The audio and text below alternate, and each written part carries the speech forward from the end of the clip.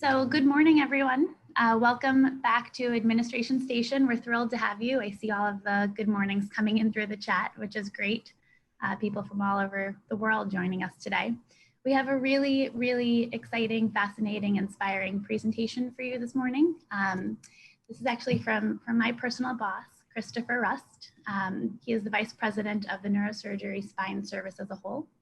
So I know we've discussed Northwell has 23 hospitals, almost 1,000 ambulatory sites, and Chris oversees neurosurgery for all of Northwell Health. So a very important person and a very critical service line.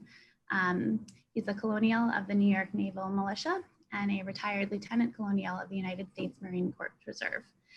So today he's going to be talking to you a little bit about his experience and his trajectory, and training that he had that put him in the position to be successful today. And I think it's going to be a really inspiring discussion. So I'm going to turn it over to Chris and we'll jump back in. And as always, please send your questions through the chat. We're going to have about 20 minutes reserved at the end for a Q&A, and I'm going to be taking some notes on the questions that come through. Great. Thank you very much, Rebecca, for setting this up, and Dr. D'Amico. Over the next 20 minutes or so, I'm going to share with all of the participants really what has inspired me to be an administrator at one of the greatest hospital systems in the United States. And I will share with you sort of my Marine Corps training and those things that, although you don't have to join the Marine Corps to get what I got out of it, but they're just very important leadership traits and principles I'd like to share with you over the next 20 minutes. The next slide is going to be a Marine Corps birthday wish that we get every year. This year we will be celebrating our 225th birthday. The Marine Corps was established November 10th, 1775 in a tavern called Tun Tavern in Philadelphia.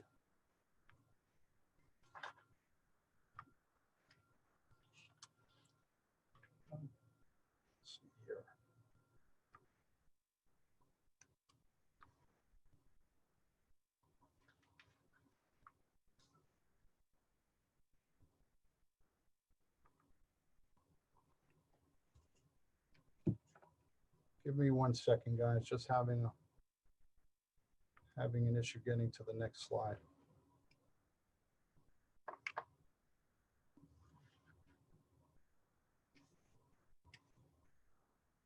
You might want to just try going off the slide and starting it back up again. Okay. It could help.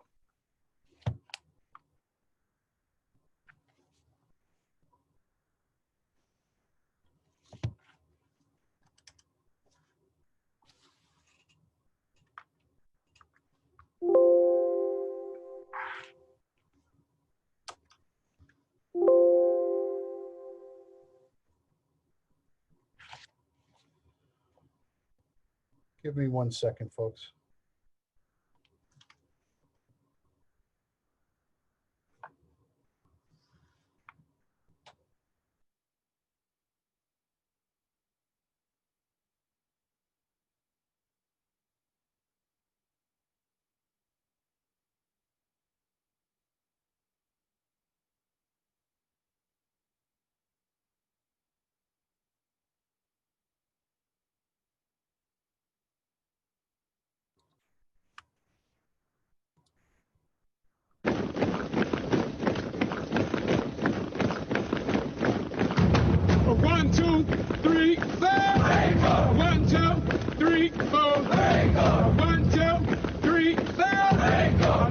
I'm gonna sing some more. Motivation in the simple.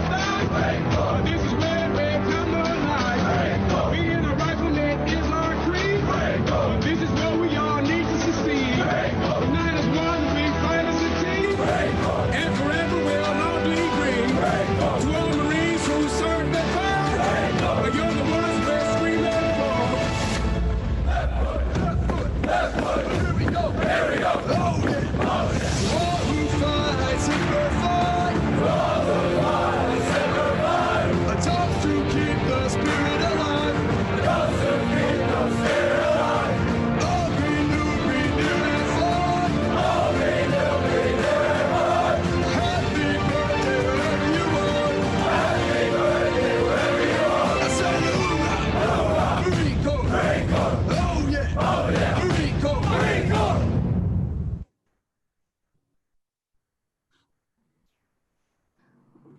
That was amazing to watch. I'm going to read a quick bio for Chris, just so we all know, and have the respect for who we're talking to today. So Lieutenant Colonial Christopher Rust, United States Marine Corps Reserves, retired on November 1st, 2013, after 28 years of honorable service. He is a veteran of the Operation Desert Storm, a combat veteran of Operations Enduring and Iraqi Freedom, where in February 2003, he deployed with the 6th Communication Battalion to Kuwait in preparation for the forward movement and assault into Iraq in March of 2003. Upon his retirement in 2013, he was promoted to the rank of Colonial in the New York Naval Militia, where he served as commander of the Southern Command and was responsible for commanding over 72%, 2,258 personnel, of total forces within the New York Naval Militia. His military decorations include Meritorious Service Medal, Navy and Marine Corps Commendation Medal, 2 gold stars in lieu of a 3rd award, Navy and Marine Corps Achievement Medal, New York State Medal for Meritorious Service, New York State Conspicuous Service Cross, in addition to other campaign, unit, and service awards. In civilian life, Colonial Rust is a vice president at Northwell Health, where he is responsible for the neurosurgery spine service line. He's married to the former Amora Martin of San Diego. He has 3 children. Oops, chats are in my way. I'm sorry. Elijah, a senior at San Diego State University. Isaiah, a junior at University of Arizona, and Ella, a junior at John Jay High School. Thank you, Rebecca. So today, some of the themes for today's presentation are going to be decision-making, the fear of failing. When all else fails, what does the manual say? And the reason I bring that up, when I first became a 2nd lieutenant in 1986, it was just easy for me to go to my staff sergeant, Wingard, to ask him, how do I do things? And one of the greatest lessons he ever told me was that I need to function as if he wasn't around. And so I spent a lot of time reading the manual and understanding how to process things and how to set up procedures. We'll talk about the risk of failing, talk about trying and volunteering. I'll talk again about failing and learning, trying and succeeding, trying, failing, learning, trying again and succeeding. Also talk to you, give you a brief on sort of the hospital and the hospital system as it relates to a company and a corporation, as it relates to a Marine Corps regiment, which is about 2,500 Marines as compared to a Marine Corps division. Right now I'm sitting at North Shore University Hospital, which is probably a staff of about, I would say probably about 3,000, and how that integrates into the 22 other hospitals of our system. I'll talk to you about the MD and RN hospital staff's relationship and how it's so very similar to the basic rifleman that makes up the basic foundations of a Marine and a battalion, and how it relates to, for every rifleman, we probably need 3 Marines, 3 to 4 Marines to provide food, to provide ammunition, to provide supplies. And the most important thing out of this lecture today is really about military training and military leadership. And I'll talk to you about things about principles and traits.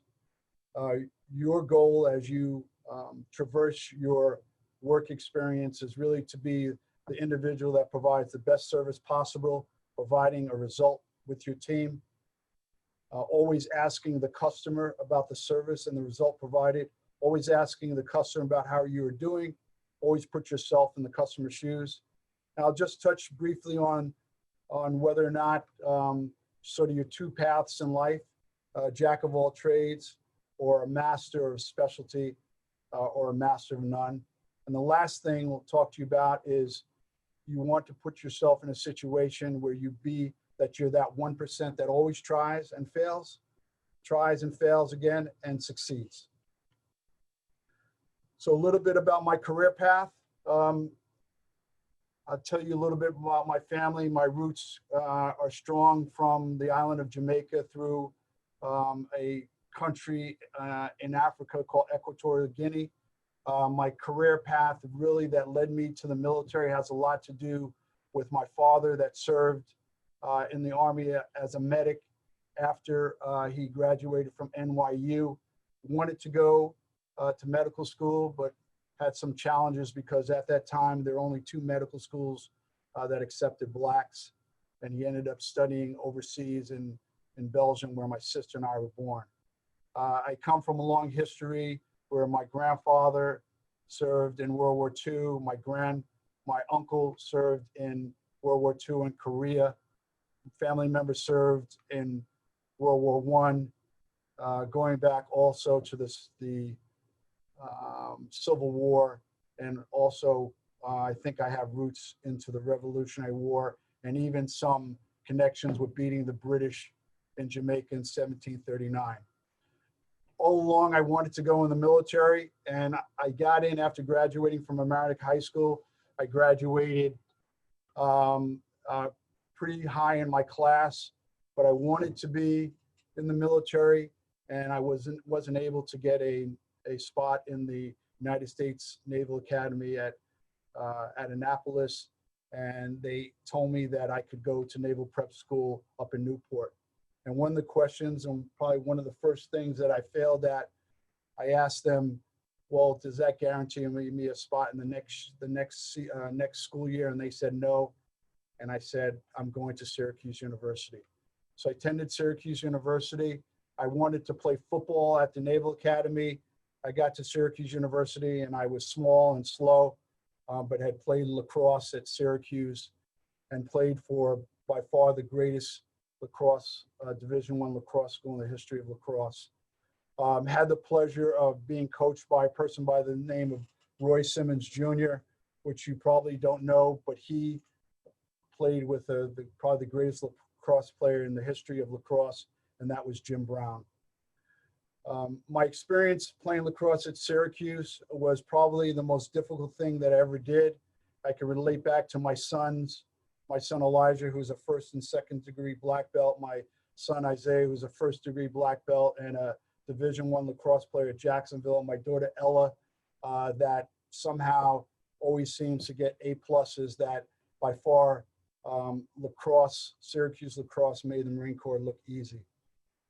I had such a great desire to be join the Navy as a naval aviator, and I still wanted to seek out that profession. Upon graduation, I didn't do well in school. I graduated with a BA in psychology, and what I faced, and I hope you guys can avoid that, but I faced sort of this catch-22. I needed a job, and no one would hire me because I had no experience. I wanted to supervise, but there was nothing in my CV or resume that said I was proficient in any of those skills. So as a result, I ended up teaching science at a juvenile jail in New York City. I also took private pilot lessons because, again, I wanted to fly jets. But again, one of my poor decisions in life, I only got about 20 to 25 hours of flying lessons. But I did study for the Armed Service Verbal Aptitude Battery Test to qualify for pilot occupation. And in January 1986, I entered the Naval Aviation Officer Candidate School in Pensacola, Florida. That AOCS was made famous by the movie An Officer and a Gentleman, starring Richard Gere and Lou Gossett. At the time I was at AOCS, the Challenger space shuttle exploded. And in April 1986, I was separated for academics. I would study all night by flashlight and sleep all day. Also, being the true Marine that I was, when I got in the pool, I had a tendency to sink like a rock to the bottom of the ocean. Next, I'm going to show you a very short movie clip. But when I failed, I truly felt I had nowhere to go. This movie clip has drill instructor, a Marine Corps drill instructor, Lou Gossett, and officer candidate, Richard Gere, named Mayo. And it talks about integrity, and it addresses principles and traits. Now, why would a slick little hustler like you want to sign up for this kind of abuse anyway? I want to fly jets, sir. My grandmama wants to fly jets. I wanted it since I was a kid. We're not talking about flying here. We're talking about character. I've changed. I've changed since I've been here. Hell, you have. I've changed, sir. You just polished up your act a little bit. You just shined it up. Now tell me what I want to hear. I want your DOR. No, sir. I want your DOR. I ain't gonna quit. Spell it. D-O-R. I ain't gonna quit. Yeah, then you can be free, and you and your daddy can get drunk and go hole chasing together, huh? No, sir. DOR. I ain't gonna quit. All right, then you can forget it. You're out. Don't you do it. Don't you. I got nowhere else to go. I got nowhere else to go.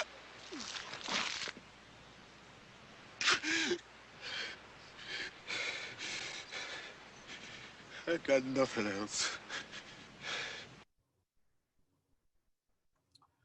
So in April of '86, that's how I felt. I came home painting Howards. I wasn't in a good spot, a space in my life, but I still wanted to pursue going into the military. So I applied to United States Marine Corps Officer Candidate School. They told me that I was guaranteed an aviation slot for a year later. And again, some of the decisions, to talk about some of the decisions as a young adult I made. I was anxious and wanted to continue with my life. So I went in under an open occupational contract for October 1986. I was told that upon graduating OCS as a second lieutenant, there would be aviation slots at the basic school, better known as TBS. October 1986, I entered the United States Marine Corps OCS with 250 men and women officer candidates under an open occupational contract. December '86, commissioned a second lieutenant with 128 others. The majority of the 121 candidates that did not make it were as a result of physical injuries, not necessarily academics. January 1987, I entered the basic school where we undergo training for basic United States Marine Corps infantry officer training, as every Marine is a rifleman. The selection of my military occupational specialty happens at the basic school out of 129 second lieutenants. My captain was right. There were aviation slots, but there were only 3 aviation slots, and all the 3 went to the highest performing second lieutenant. So again, had to deal with the fear of failing or did I fail? And so I looked at 2 occupations. One occupation was combat engineers in the Marine Corps.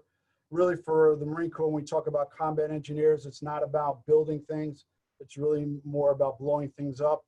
And I also looked at financial management. Again, if you can remember, my background from Syracuse was psychology. I thought maybe I wanted to follow my father's footsteps as a medical doctor. And again, I knew that as a Marine, I was always going to be a rifleman. I ended up picking financial management. In 1988, 1989, I went to the Fleet Marine Force. I spent time in Okinawa and Korea. And the last duty station, 1989, as I ended my active duty career, I ended up at Marine Corps Depot, San Diego, where I eventually met my wife. I did well in the Marine Corps, and in 1990, 1991, because of my financial management background, I was picked up at Continental Bank as a banking associate. And in 1991, I got activated for Desert Storm. But if you know the history of Desert Storm, there was a great buildup, but that war was about 5 days, about 100 hours. After getting deactivated for Desert Storm, I decided to finally complete my MBA. I went to a school, and this is something that I would, as a recommendation to everyone. I went to a school that all of my professors were professionals in their field. And so instead of me going to a school where it was just theory and books, it was theory, but then it was practical application. So I would encourage you, if you're thinking about going on to your second degree, maybe you should get some working experience or pick a school that has, again, folks that are, if you're learning marketing, that they are marketing professional. In continuation of my career path, as I graduated, got my MBA, I decided to go in business for myself. I started a business called Foreclosure Update, where I would go ahead and get faxes from all these banks of their foreclosures. And I would go ahead, package these, this data and information. I would sell subscriptions. I spent about a year doing that, and then a larger company came in and was able to do the same thing within a week. And so I felt, or I knew I failed again, and I now was thinking about getting married. I needed to look at what I was going to do when I grew up. And so in 1993, it was really the beginning of my healthcare career. I answered an advertisement in the New York Times for a payroll manager's position since I was, again, a junior military officer with a financial management background. And that really started my career. And I started running payrolls. And again, what's so important here, and we'll talk about those things, is about who is your customer? Are they happy? Why aren't they happy? And how can you make them happy? And so when I took over that payroll department, I knew I had the technical skills to take it over, but I went to those employees to ask how we're doing. Employees were very upset about the service. They're upset because if they had their annual and sick leave balances, their annual and sick leave balances were not up to date. And so if they were going and planning on going on vacation, there was a 3 to 4 month delay on getting those balances up to date. I was asked, because I did so well, I was asked to look at other departments. And so I took over accounts payable. And again, the same sort of thing. I went to the customer, that vendor, to say, how are we doing? Vendors would come to me and complain that, you know what, I have to close my service down because I haven't been paid in 150 days. These are small vendors that counted on their invoices being processed. So again, I asked you, it's about service. Who is your customer? Identifying your customer. I did very well at that time, and I finally was asked to become the controller of the North Bronx Healthcare Network from '99 to 2003. And interestingly enough, applied those same things about who is your customer, how do you provide service, those great things that I really learned in the Marine Corps about providing services to that infantryman to make sure that they have all the things that they can do to complete their mission. During that period of time, I was activated and deployed to Kuwait for movement into Iraq. And when I came back, because I had done such a good job, they asked me to look at taking over materials management. Again, the basic tenet of who is your customer. If you can look at my background, you can see that, again, the only formal training I had was payroll, but they were so happy with, again, looking at those very important tenets, principles, and traits of being able to navigate, lead, and direct staff to provide a great service or result. In 2008, I was asked again to come back as a controller, and I did that. But most importantly, really for 2008 and 2009, I started to move into direct patient care. They asked me to oversee the admitting office. And what we found in the admitting office, going back to what I talked about earlier, your admitting office is basically the operation that provides beds for the patients. And what we realized was that in the morning at 09:30, we would declare beds, and at our second meeting at 2:30 in the afternoon, those beds were still cold. And we would have patients actually waiting in the ER, waiting for these beds. Again, who is your service? What service are you providing? Who is your customer? And we were able to set something up very nicely where the goal was within an hour, if that patient wasn't in the bed, then we would reach out to nursing leadership to help facilitate that. I also did something that was very interesting. We started with these lean concepts, lean facilitator, Six Sigma concepts. And I encourage all of you to look, pull up information on lean facilitating and Six Sigma, because this is really truly about how do you navigate through anything that you do. And what the basic tenets of lean is that you sit down and within 4 days, an issue that I might be having with the admitting office, we sit down in a room and we go ahead, gather data, look at the gaps, or what we call the things that are not working well. We experiment, and then we put something in place, and a process and an experiment so that on that following Monday, we can provide better services to our patients and to our customers. And as a result of that exposure, I finally moved into direct patient care, which again was able to now provide direct services to the emergency department.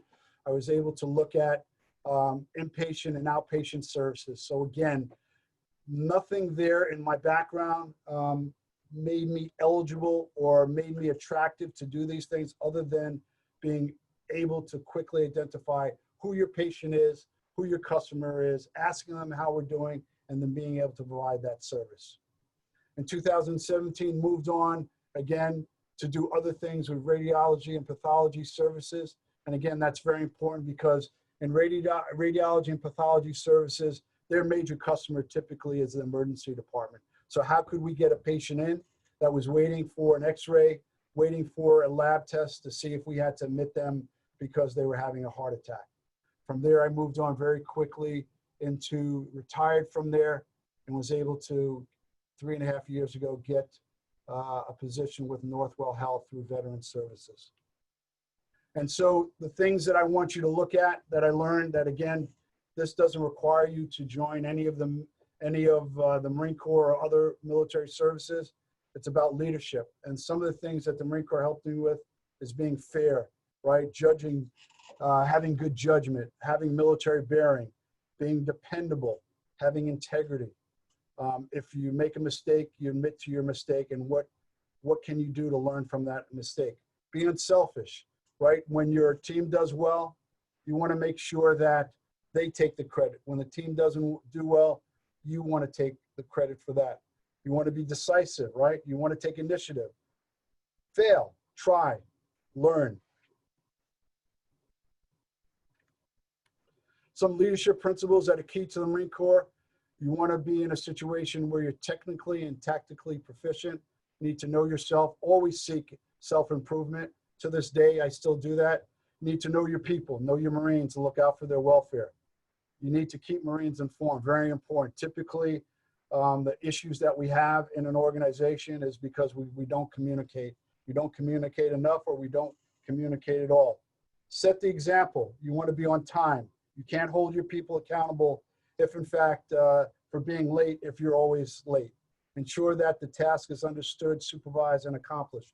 What's extremely important here is that if, in fact, when I'm communicating to Rebecca Wallach and some of my other leaders, if they don't understand the task, then I failed, then that's my fault. You want to train your Marines as a team. You want to train as a team. You want to make good decisions and timely. And you want to develop a sense of responsibility among your subordinates, right? I know that I can still run a payroll after 34 years, but I rely on other people to run the payroll for me. You know, and employ your staff with its capabilities, right? And very important, seek responsibilities and take responsibilities for your actions. Some other things that I think are important as young adults, professional courtesy, right? You want to be able, you meet somebody or you come into an elevator, it's all about greetings. Good morning, good afternoon, even if they don't say anything. A good handshake, eye contact, uniform. I'm wearing a tie and a suit today. It's business attire. Being on time in the Marine Corps is being there 15 minutes early. Never really calling out sick. Now, if you're sick, then call out sick. But the point is that there could be a day where you're unfortunate and you have a long-term illness. That's what sick leave is there for. It's really an insurance policy. Integrity, extremely important. Professionalism, conduct, self-development, leadership by example, accountability, responsibility. Again, you need to take responsibility and ownership for what goes wrong. And something as simple as having the ability to say, I'm sorry, when maybe you're not sorry, and sharing successes with your team.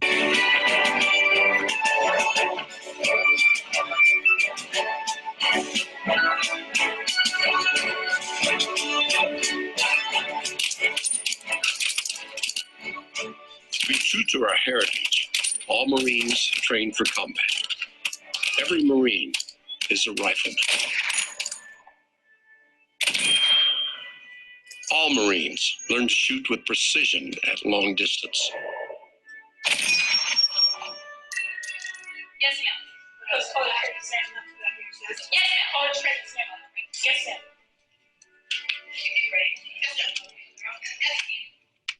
If boot camp is a series of character tests, you could say they save the best for last. Yes, sir. Few things are as memorable in a Marine's boot camp experience as the rite of passage called the Crucible.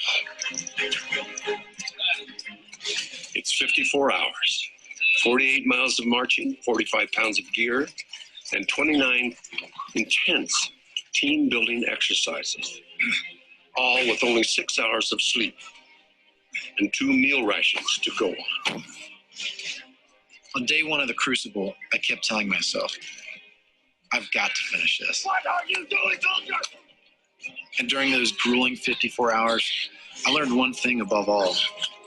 We can do this. Together.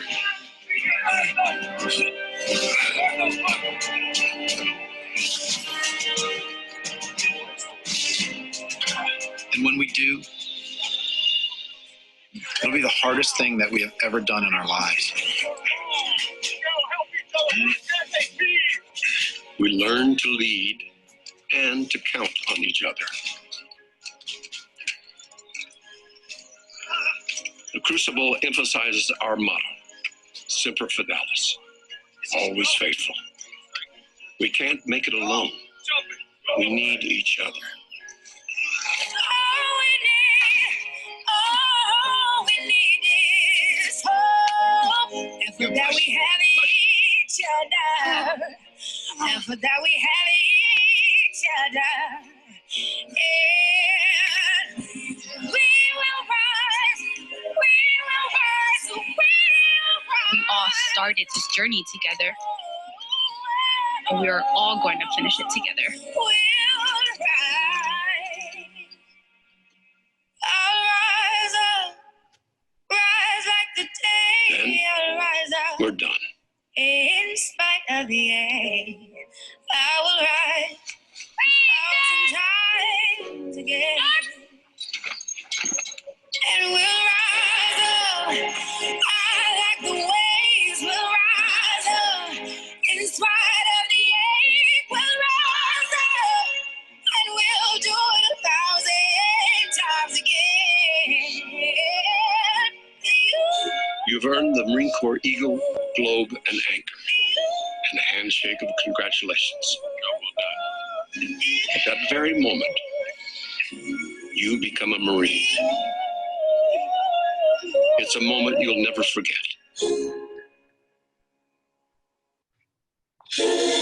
When you go on that final motivational run with your battalion, you realize you're part of something bigger. And I'll rise up. I'll rise like the day. I'll rise up. I'll rise like the rain. I'll rise up.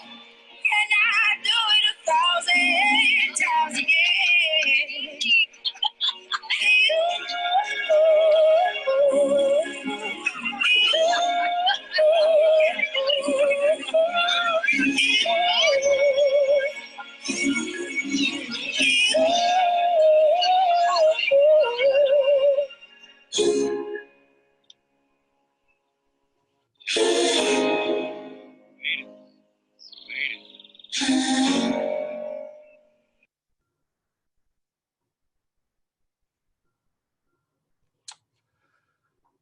So this morning, folks, I just wanted to share with you, again, my experience, my 27 years of experience in healthcare. It could have been any place.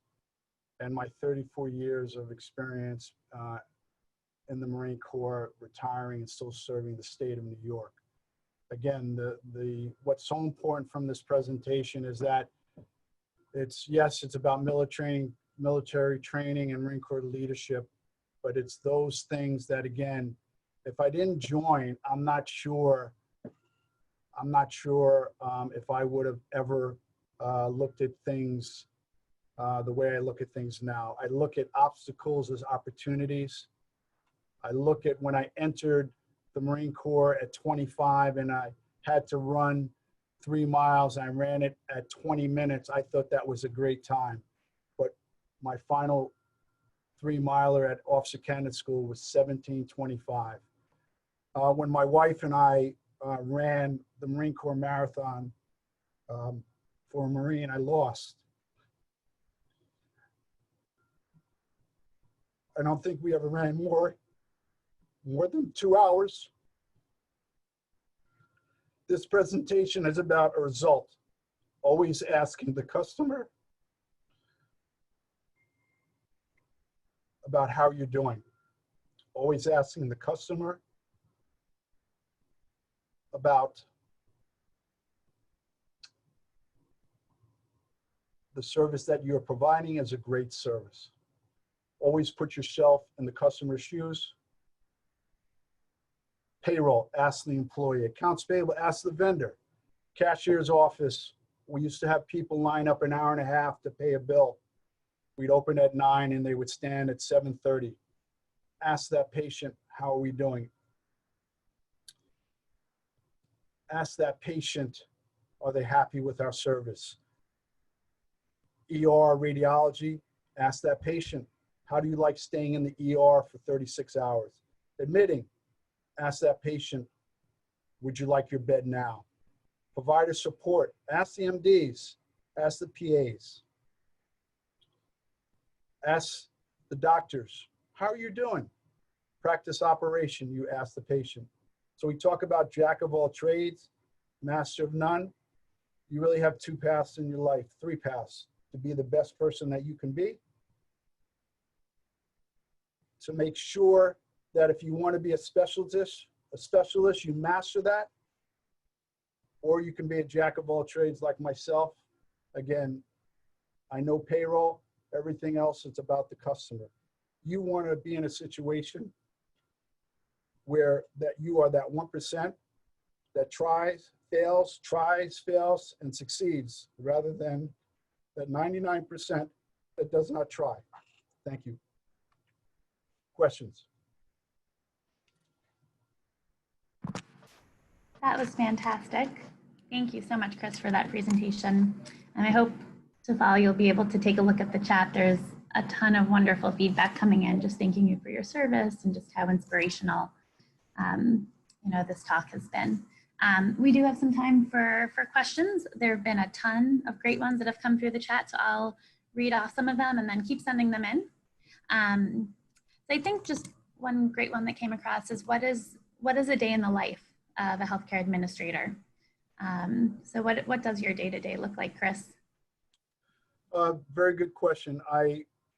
Every day I always feel like the world is going to fall apart, and typically 99% of the time it doesn't happen. So give you an example, this morning we came in and we have a huge water main break in front of the hospital. We have to go to Heights Level 2. And again, expected the worst. Now we're concerned about having patients that are on the operating tables here that could be in the midst of operating and us having no water. And so the day in life of administrators is being here on time, making sure that if we say that we're going to open up at 9 a.m., that we are ready to receive our patients, that our doctors are ready to receive our patients. That means, again, if in fact that we have issues with a doctor coming in at 10, but has patients at 9 a.m., sometimes I see that over at Lenox and other areas on Mondays where we have 3 rooms and 2 doctors. We need to assess that, and we need to, again, ask the customer, are they happy waiting in that waiting room for that doctor?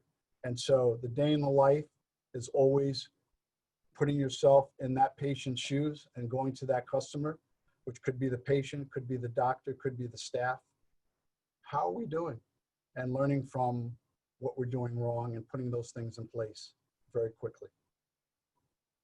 Absolutely. A lot of questions around how it was that you built that resilience. Everything from, was there a turning point Is there one moment that you look back on specifically that was just really instrumental in building resilience? You know, any advice also that you would give to your younger self? I would say that probably when I was separated from AOCS 1986, I think that was a key moment in my development. And I remember receiving a hug from my father. I would tell you that what you learn, I still fail today. I will, and again, I think as a young adult and as teenagers, you just have to come to grips with that. You're going to fail. And I felt that I was knocked down, and I got myself up. I dusted myself off, and I learned from that. And I went ahead and got into Marine Corps OCS. And that, I would say that was probably the greatest defining moment of my life. Absolutely. Some good questions on just the fact that this right now is a very challenging time in healthcare. How do you take care of yourself, take care of your staff, mentally and physically? So it's a very good question. It's really about communication. It's about when you come into an office, you're asking your staff, how are they doing? And not just asking just because it's the greeting of the day, but showing, understanding them and understanding their challenges. Their challenges are no different from my own personal challenges. Your issue is to put yourself in a situation where you can protect yourself as much as possible. You know, when we got hit with this pandemic, you know, we still came to work. We wear masks, right? You spend more time with your family. And I think that what has come, anything good that's come out of this coronavirus is that I was able to sit down almost every night with my family to have dinner. And so times where as a young Marine officer, didn't spend much time with the family, was always busy, was always drilling. And so really cherish these moments. And, you know, in 10 years, we'll look back to see how we did. Don't take shortcuts. I talk about failing. You know, you do things, you're going to fail. Don't take these incredible risks. Don't be in a situation where you decide not to wear your mask. We have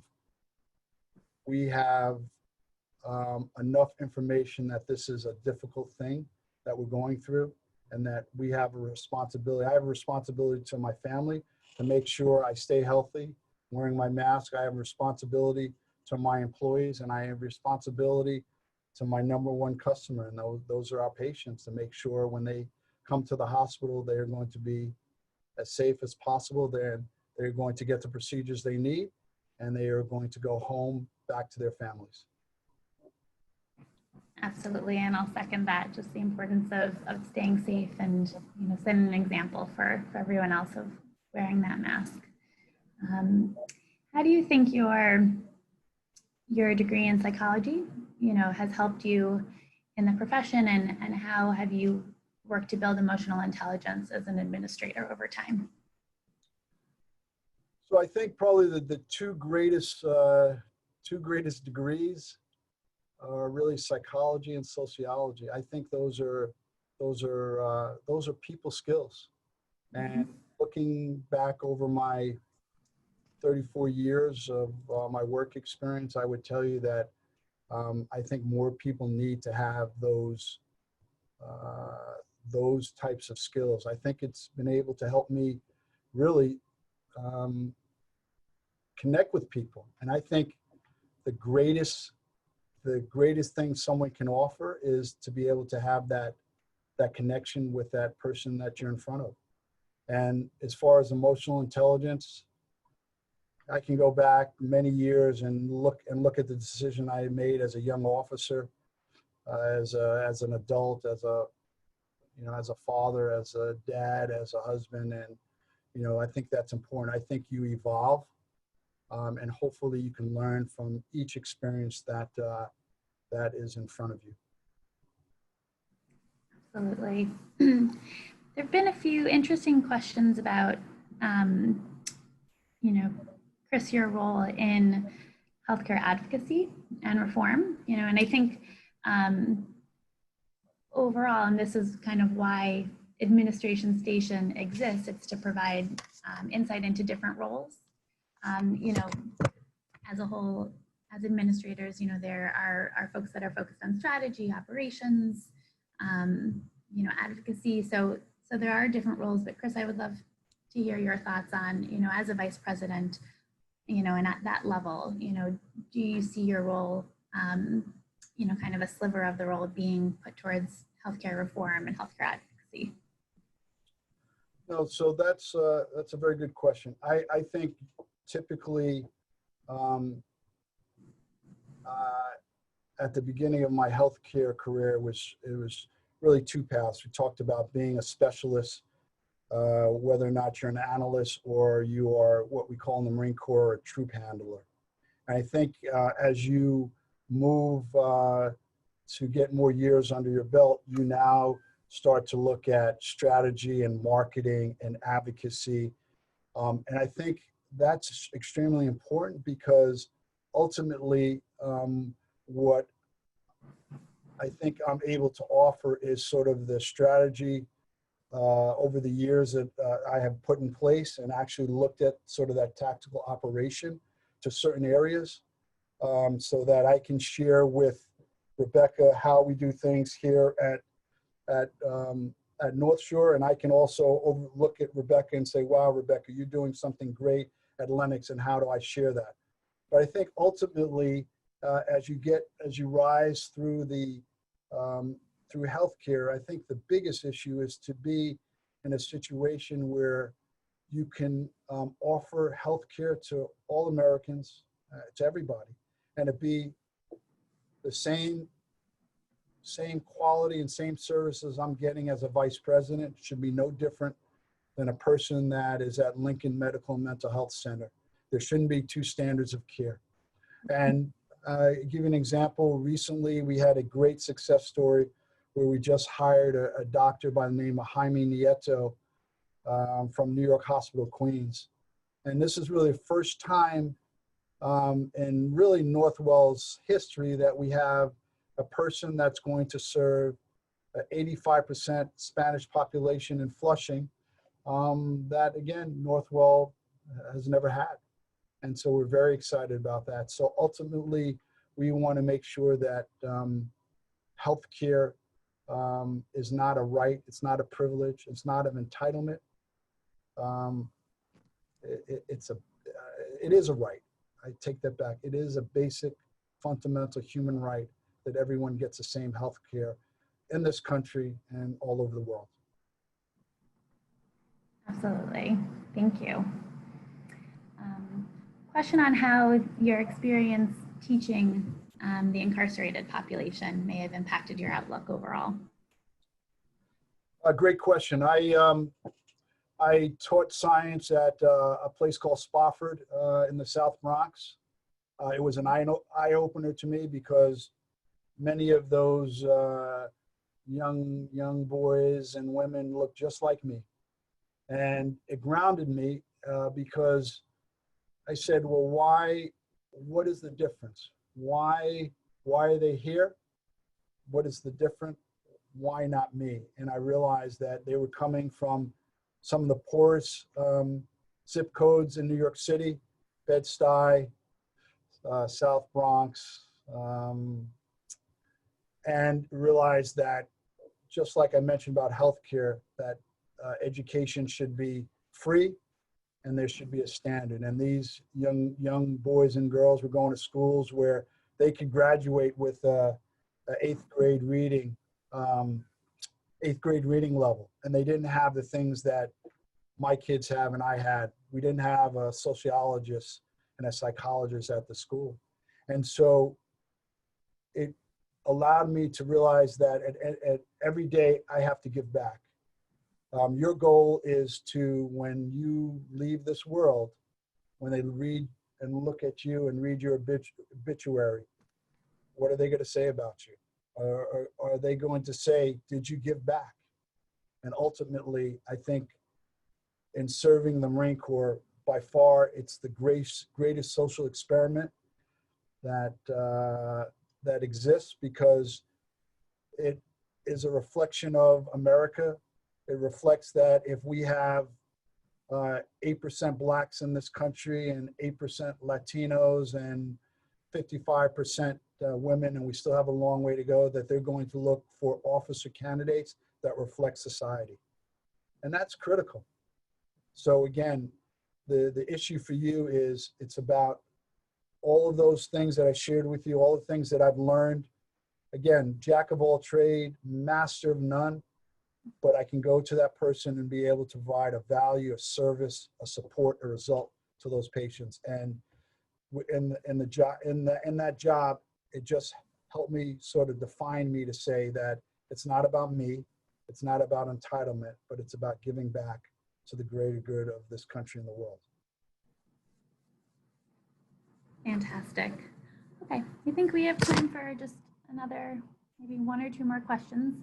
There are a bunch of people that have sent in questions that are currently in ROTC programs, which is great to see. So any advice that you may have for them specifically, and also just a question of, do you feel your path is typical?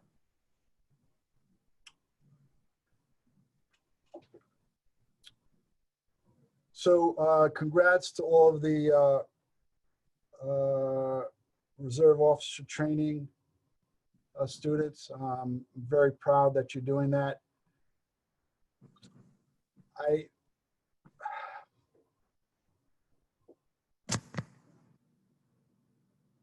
I think it's typical in a sense that by me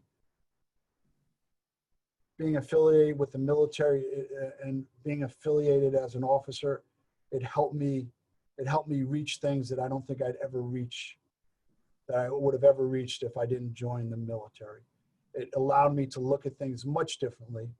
It allowed me to, I go back to running that marathon. I would have never done that. And I will never do it again. That was painful. Rebecca, you run. As I go back, I think my wife and I ran maybe 2 hours at max. We had 3 kids, trying to figure out how to have someone watch them. And it took me about 5 hours to run for Staff Sergeant Ariave. And so I would say that what I hope to get from you guys is that I think it's normal with my path being in the military. It helped me look at things much differently at all angles, very close, and being able to step back. I would say to you that if you don't decide to go in, follow the military path, which is fine, the most important thing is that you need to be able to push yourself, to allow yourself to fail, and also to give back. That's the key. The message is, we as Americans, the reason why we are such a great place and such a great country is that we give back. And you need to do that. You need to say, did you make a difference in someone's life today? And if you've done that, then you've succeeded and you'll do well in life. Wonderful. Well, Chris, thank you so much for being with us today. We really appreciate your time, your insight, your incredible story. You know, you faced a lot and made it through and have just been incredibly successful. And I think it's a great example for everyone to see around perseverance and being strong-willed and, you know, as you said, failing and getting yourself back up again, no matter how many times it may take for some of us. So well, thank you so much. Thank you. I just want to, I need to acknowledge some people. One, Dr. Narayan, really, for hiring me 3.5 years ago. He's been a leader, a mentor, and a great friend now. To Dr. Langer for really inspiring this, you know, just with his leadership. I've been so impressed with him, with you, Rebecca, and Joshua for putting this together, Dr. D'Amico. And I also just quickly need to say thank you to, you know, some of my staff, Andrea O'Neill, Stella Dorsey, Janet Chezel, Tammy Haver, Chris Jocelyn, Chris Fredericks, Penny Vicos for helping us set this up. If I didn't say Tatiana Venezuela, that's important. The staff out there really impressed with what I've seen over the last 7 months, you know, with Julissa Reyes and Alex Eusebio, and then really going down to Michael Temporino and Jennifer Zhang. So really happy to be affiliated with this, and really more importantly, just acknowledge my family, my wife that we've been together for 31 years. Really, the toughest job in the Marine Corps is definitely a Marine wife. And my 3 kids, Elijah, Isaiah, and Ella, you know, for giving me the greatest gift of my life as a father and a dad. So thank you very much. And if any follow-up questions, please, I'm available. So Rebecca, please, again, whatever I can do to support this program, I will. Thank you so much. And you can see Chris's email is at the bottom. So respectfully, you know, if you have questions for him, I'm sure he would be happy to answer them. I think we got through a lot of the ones in the chat today, but thank you all for being here, and I hope you enjoy the next lecture at 10 a.m. Thank you again. Thank you.